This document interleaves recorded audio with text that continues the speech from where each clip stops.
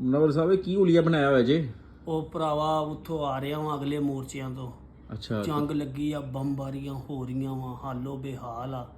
ਪਾਕਿਸਤਾਨ ਫਿਜ਼ਾਈਆਂ ਨੇ ਧੂੜ ਪੁੱਟ ਦਿੱਤੀ ਆ, ਲੰਬ ਕੱਢ ਨਹੀਂ ਇਹਦੇ 'ਚ ਤੇ ਕੋਈ ਸ਼ੱਕ ਨਹੀਂ, ਕੋਈ ਸ਼ੱਕ ਨਹੀਂ, ਫਿਜ਼ਾਈਆ ਛਾ ਗਈ ਹੈ। ਉੱਥੇ ਇੰਡੀਆ ਵਾਲੇ ਪਾਸੇ ਗੱਲਾਂ ਚੱਲ ਰਹੀਆਂ ਵਾ ਕਿ ਮੁਆਹਦੇ ਦੇ ਵਿੱਚ ਇਹ ਗੱਲ ਲਿਖੀ ਜਾਵੇ ਕਿ ਜਿਹੜੇ ਪਾਇਲਟ ਨੇ ਸਾਡੇ ਰਾਈਫਲ ਡਿੱਗੇ ਆ।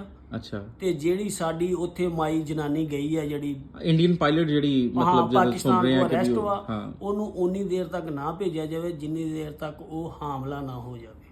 ਹਾਮਲਾ ਨਾ ਹੋ ਜਾਵੇ? ਉਹ ਭਾਈਜਾਨ ਬਲੱਡ ਲਾਈਨ ਉਹ ਕਹਿੰਦੇ ਸਾਨੂੰ ਐਵੇਂ ਦੇ ਪਾਇਲਟ ਚਾਹੀਦੇ ਆ।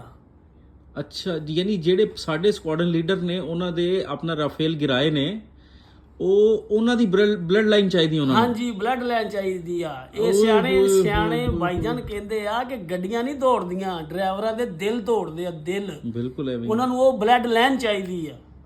ਜਿਵੇਂ ਆ ਮੀਆਂ ਵਾਲੀ ਦੇ ਮੁਰਗੇ ਨਹੀਂ ਹੈਗੇ, ਮੁਰਗੇ ਬੜੇ ਲੜਾਕੇ ਆ, ਬਲੱਡ ਲਾਈਨ ਦਾ ਕਰਕੇ ਉਹ ਲੱਖਾਂ ਰੁਪਈਆ ਜਿਵੇਂ ਕਹਿੰਦੇ ਬਲੱਡ ਲਾਈਨ ਦੀ ਸਰ ਬੜੀ ਗੱਲ ਹੁੰਦੀ ਹੈ। ਤੇ ਇਹ ਸ਼ਰਤ ਉਹਨਾਂ ਦੀ ਮੰਨ ਲਈ ਗਈ ਹੈ? ਸੀਜ਼ ਫਾਇਰ 'ਚ ਸ਼ਾਮਿਲ ਸੀ ਕਿਤੇ? ਸੀਜ਼ ਫਾਇਰ ਉਹਨੇ ਕਿਹਾ ਉਨੀ ਦੇਰ ਤੱਕ ਅਸਾਂ ਕਰਨਾ ਹੀ ਨਹੀਂ ਆ। ਫਿਰ ਉਹ ਆਸਮ ਮਨੀਰ ਸਾਹਿਬ ਨੇ ਆਖਿਆ ਵੀ ਚਲੋ ਸੋਚਦੇ ਆ, ਪਰ ਗੱਲ ਹਾਲੇ ਰੋਲੇ 'ਚ ਚੱਲ ਰਹੀ ਆ। ਤੇ ਮੇਰਾ ਮਸ਼ਵਰਾ ਹੈ ਕਿ ਉਹਨਾਂ ਨੂੰ ਬਲੱਡ ਲਾਈਨ ਦੇਣੀ ਨਹੀਂ ਚਾਹੀਦੀ। ਬਸ ਠੀਕ।